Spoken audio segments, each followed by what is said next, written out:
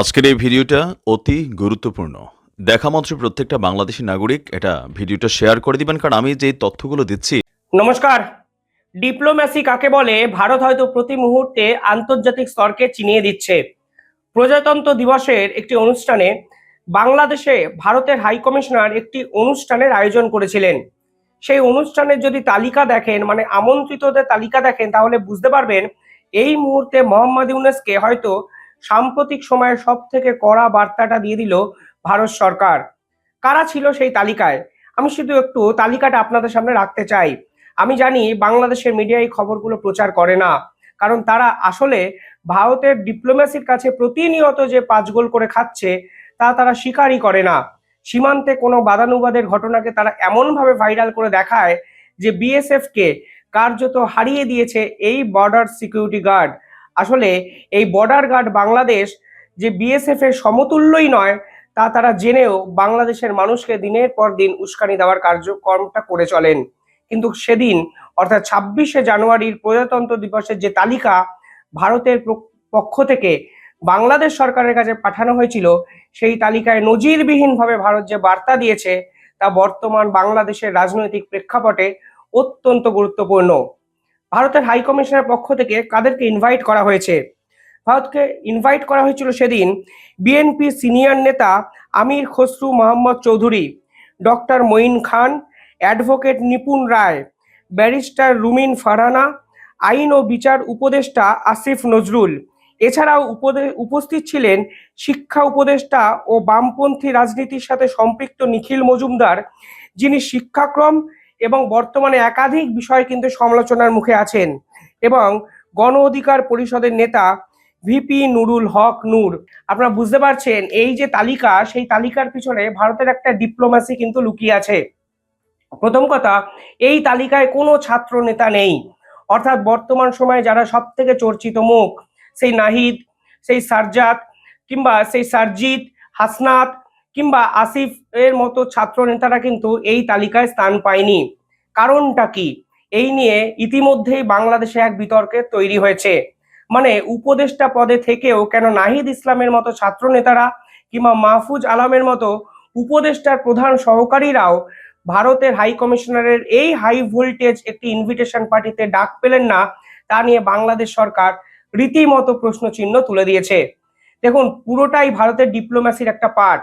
মানে প্রজাতন্ত্র দিবসের অনুষ্ঠানে ভারত কাদেরকে ইনভাইট করবে, এই ইনভিটেশন তালিকা দেখেই পরিষ্কারভাবে বোঝা যাচ্ছে ভারত বাংলাদেশকে কেন্দ্র করে কি ভাবছেন। মনে রাখবেন, জো বাইডেনের সভায় গিয়ে, মানে এই কিছুদিন আগে মোহাম্মদ ইউনূস যখন জো বাইডেনের সঙ্গে দেখা করতে আমেরিকায় গেলেন, তখন ক্লিনটন ফাউন্ডেশনের যে প্রোগ্রাম ছিল, সেই ক্লিনটন ফাউন্ডেশনের প্রোগ্রামে প্রকাশ্যে স্টেজে গিয়ে মোহাম্মদ ইউনূস, মাহফুজ আলম সহ একাধিক ছাত্র নেতাকে কিন্তু আন্তর্জাতিক স্তরে পরিচয় করিয়ে দিয়েছেন। অর্থাৎ মোহাম্মদ ইউনূস কিন্তু কার্যত স্বীকার করে নিয়েছিলেন সেদিন তার এই পদে স্থলাভিষিক্ত হওয়া আসলে ছাত্রদের জন্যই, এবং ওই ছাত্রদের মধ্যে কেউ কেউ এই হাসিনাকে সরানোর ষড়যন্ত্রের মাস্টার মাইন্ড এবং আসল ক্রিয়েটার বলেও কিন্তু প্রকাশ্যে স্টেজে স্বীকার করেছিলেন মোহাম্মদ ইউনূস। আর ভারতের এই ধরনের সরকারি মিটিংয়ে সেই ছাত্র নেতা উপদেষ্টারাই ডাক পেলেন না, যা রীতিমতো ইউনূসপন্থী একাধিক বিশ্লেষকের চিন্তার কারণ হয়ে গেছে। কিন্তু ভারত এরকম কেন করলো? কেন এই সমস্ত মিটিং থেকে জামাতপন্থী নেতাদের বাদ দেওয়া হলো এবং ছাত্র উপদেষ্টাদের ভারত বাদ দিল? কারণটা খুব সহজ। দেখবেন এই তালিকায় কিন্তু বিএনপির নেতারাও আছেন। বিএনপির এক আইনজীবী, মহিলা আইনজীবীও কিন্তু এই আমন্ত্রিতদের তালিকায় আছেন। অর্থাৎ যিনি হাসিনা বিরোধী তারাও কিন্তু এই ভারতের আমন্ত্রিত তালিকায় জায়গা পেয়েছে। অর্থাৎ ভারত বোঝাতে চেয়েছে আন্তর্জাতিক ক্ষেত্রে ভারত গণতন্ত্রে বিশ্বাসী। ভারত যেমন হাসিনাকে 100% ব্যাক করেছে, হাসিনার হয়ে রীতিমতো আন্তর্জাতিক স্তরে গলা ফাটিয়েছে, এমনকি হাসিনাকে কেন্দ্র করে আমেরিকা এবং ভারত একাধিকবার মিটিং করেছে। সেই হাসিনাকে স্থান দেওয়ার পাশাপাশি তারা গণতন্ত্রকে রক্ষা করার জন্য বাংলাদেশের এই মুহূর্তে সর্ববৃহৎ রাজনৈতিক দল বিএনপির নেতাদেরও কিন্তু সেই মিটিংয়ে ডেকেছে। কিন্তু জামাতকে, যে জামাত ভারতের মুক্তিযুদ্ধকে, ভারত বাংলাদেশের এই মুক্তিযুদ্ধকে অস্বীকার করেছে, পাকিস্তানের হয়ে কথা বলে যাচ্ছে এবং দিনের পর দিন 1971-এর সমস্ত স্মৃতিকে ভুলিয়ে দেওয়ার চেষ্টা করছে, সেই জামাতকে কিন্তু এই টোটাল কার্যক্রম থেকে বাদ রেখেছে ভারতবর্ষ। আর এই জামাতের যারা দালালি করছে সেই ছাত্র নেতারাও যে ডাক পাবেন না, এটাই কিন্তু স্বাভাবিক। বার্তাটা খুব পরিষ্কার।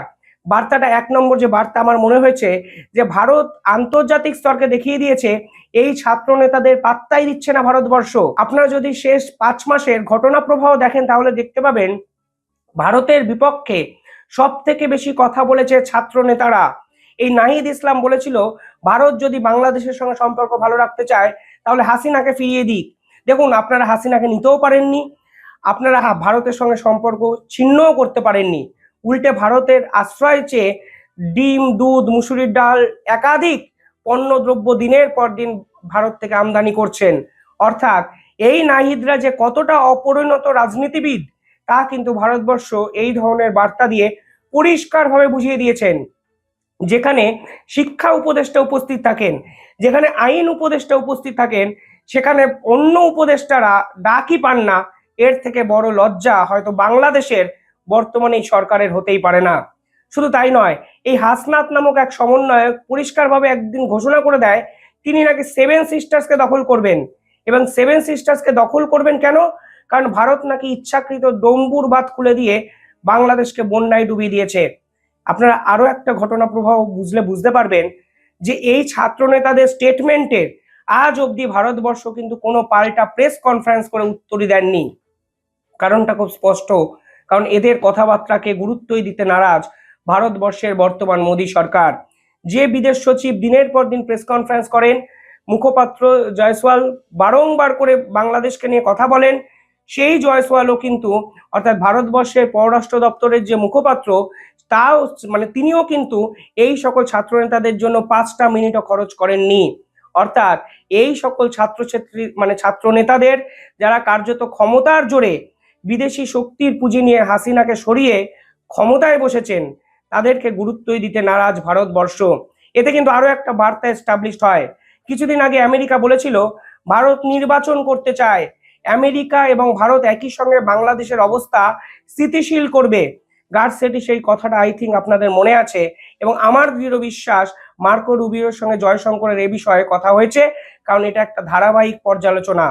ভারতবর্ষ পরিষ্কারভাবে বুঝিয়ে দিয়েছে যদি বাংলাদেশের নির্বাচনের একটা ব্যবস্থা তৈরি হয় তাহলে কোনোভাবেই এই ছাত্র নেতারা ক্ষমতায় আসবে না বা এদেরকে ভারতবর্ষ ব্যাকও করবে না, এবং তার জন্যই হয়তো এদের সঙ্গে সম্পর্কই রাখতে চাইছে না ভারতবর্ষ।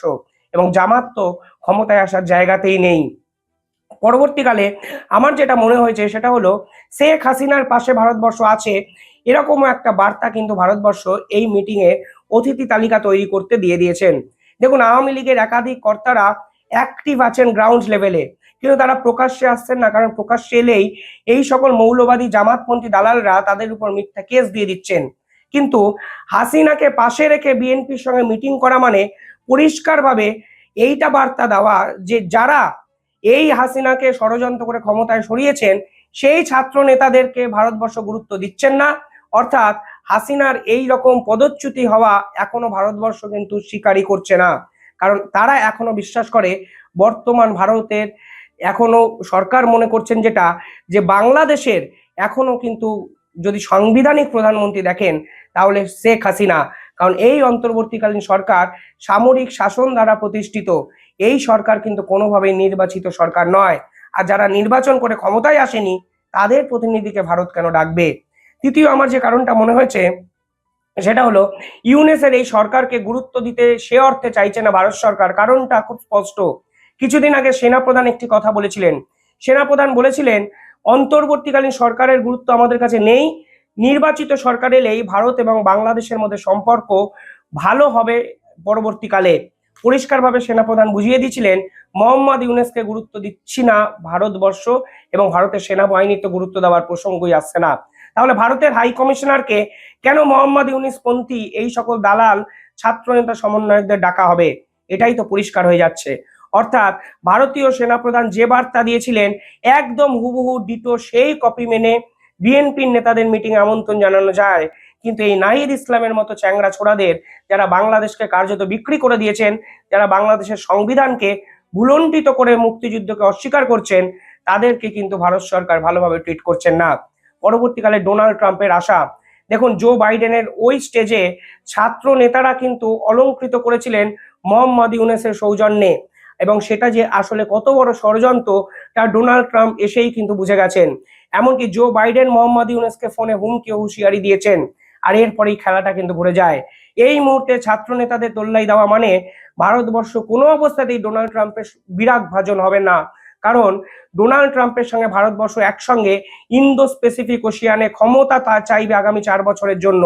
তাতে ভারতবর্ষ আন্তর্জাতিক স্তরে কিন্তু অনেক বেশি প্রভাব বিস্তার করতে পারবে। তাই কোথাকার পাড়ার কোন ছুটকো মস্তান সমন্বয়ক এই সকল নাহিদ ইসলামদের গুরুত্ব দেওয়া মানে ডোনাল্ড ট্রাম্পের সাথে সম্পর্ক নষ্ট করা, যা কোনোভাবেই ভারতবর্ষ এই মুহূর্তে চাইবে না। আর নাহিদদের ক্ষমতা দিয়ে লাভটাই বাকি। দুদিন পরে ভারত বাংলাদেশের ইতিহাস থেকে এদের নামটা চিরতরে মুছে যাবে। যাদের ইতিহাসে নামই থাকবে না, সেই সকল পাড়া ছুটকো মস্তানদের গুরুত্ব দিয়ে ভারতের কূটনীতিবিদরা কি করবেন? কিন্তু যার লাগার তার তো লেগেইছে। বাংলাদেশের মিডিয়া সমালোচনা শুরু করে দিয়েছেন, বাংলাদেশের মিডিয়ার গোসা হয়েছে। তাদের মনে হয়েছে ছাত্র নেতাদের জায়গায় দিতে চাইছে না ভারতবর্ষ। কেন দেবেন বলুন তো? এদের ক্ষমতাটাই বা কি, বা দায়িত্ব নিয়ে 5 মাসে এরা বাংলাদেশকে ঠিক কোথায় নিয়ে গেছেন? তারা তো উত্তর সাধারণ মানুষের কাছে দিতে বাধ্য। এখন পালিয়ে যাওয়ার জন্য পথ ছাড়ছেন। রাজনীতিতে আসুক বা না আসুক, বাংলাদেশের ক্ষমতা এই সকল নেতাদের হাতে অন্তত বাংলাদেশের মানুষ তুলে দেবেন না, তা কিন্তু সময় এলেই আপনারা বুঝতে পারবেন। আপনারা কিভাবে দেখেন? কমেন্টে জানাবেন আপনাদের উত্তর। ধন্যবাদ।